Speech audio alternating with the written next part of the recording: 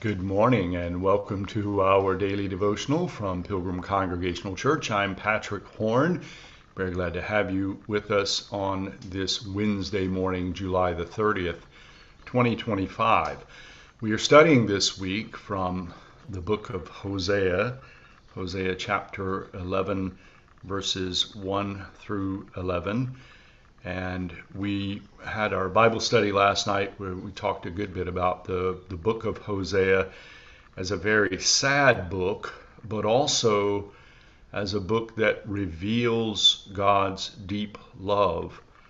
And so very consistent with the message of Jesus and his teachings, and also the revelation of his life, that God is a God of deep love.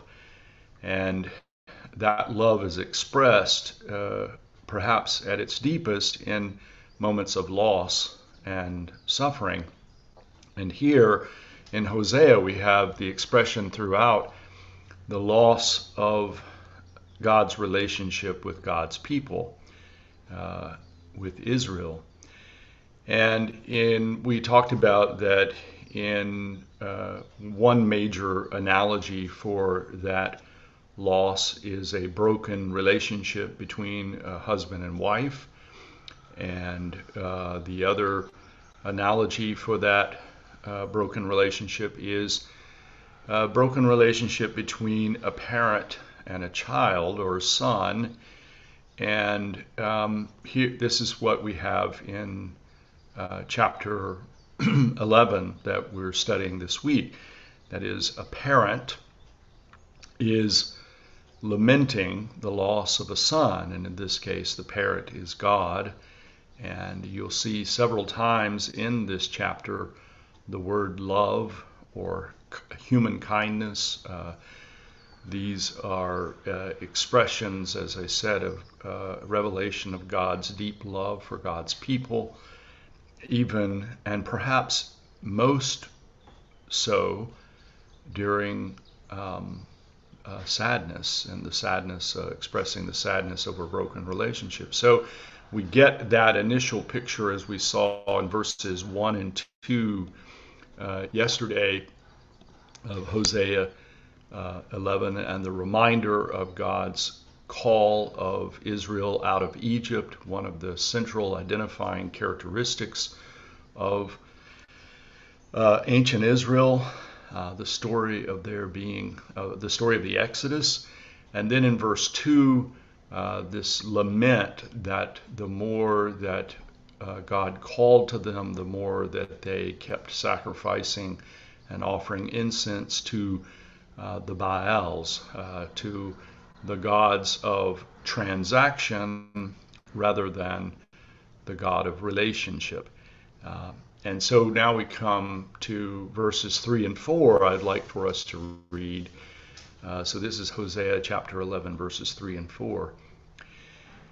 And Ephraim is used here, which is, as we've discussed earlier in this week, is one of the sons of Joseph, and so a grandson of Jacob or Israel, and one of the names of the tribes. And this is the tribe that was actually central to the northern kingdom of Israel. So sometimes the northern kingdom of Israel is referred to as Ephraim, which is the case here in verse 3. And this is the Lord speaking. Yet it was I who taught Ephraim to walk. I took them up in my arms, but they did not know that I healed them. I led them with cords of human kindness, with bands of love. I was to them like those who lift infants to their cheeks. I bent down to them and fed them.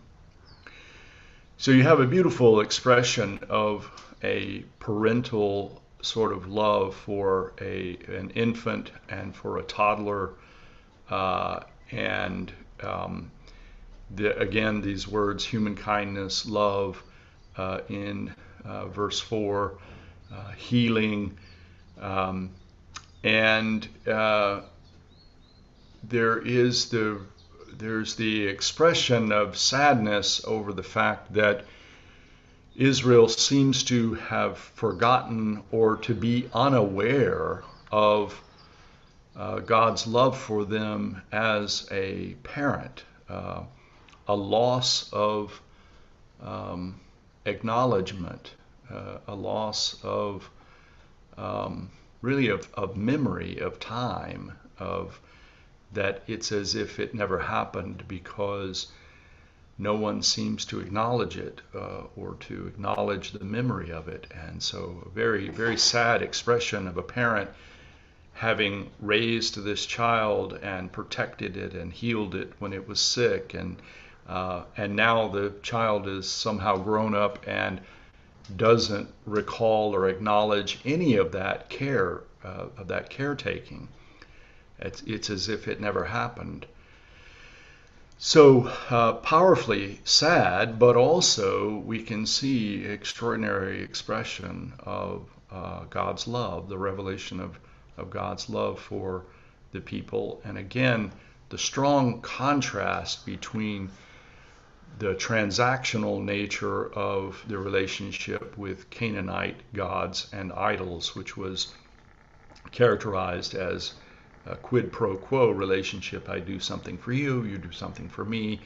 Not an intimate relationship, not a spiritual relationship, but a transactional one. And God returns, and the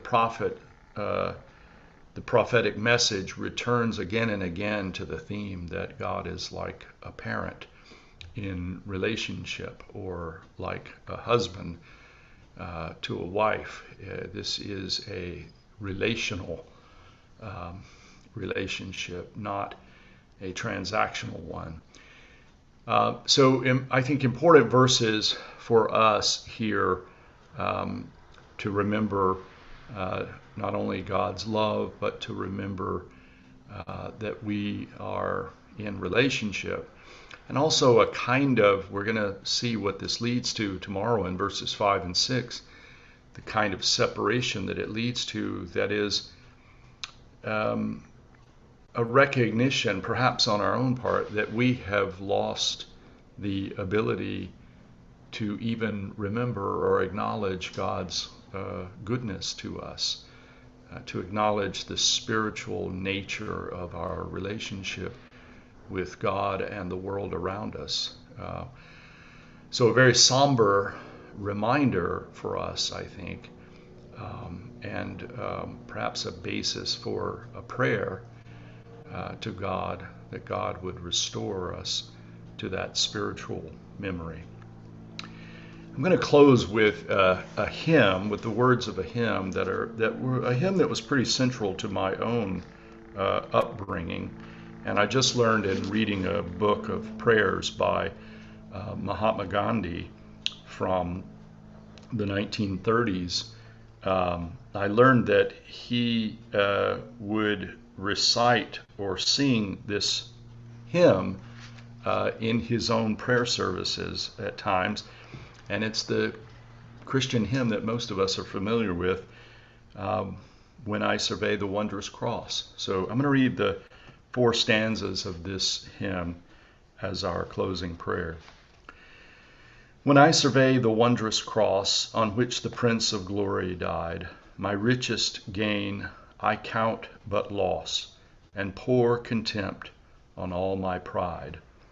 See from his head, his hands, his feet, sorrow and love flow mingled down. Did e'er such love and sorrow meet, or thorns compose so rich a crown?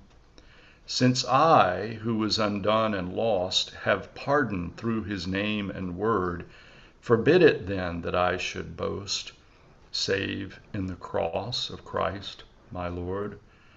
Were the whole realm of nature mine, that were a tribute far too small. Love so amazing, so divine, demands my life, my soul, my all. Amen. Thank you for joining me this morning from Pilgrim Congregational Church. I'm Patrick Horn, and I hope that you have a very good day. Goodbye.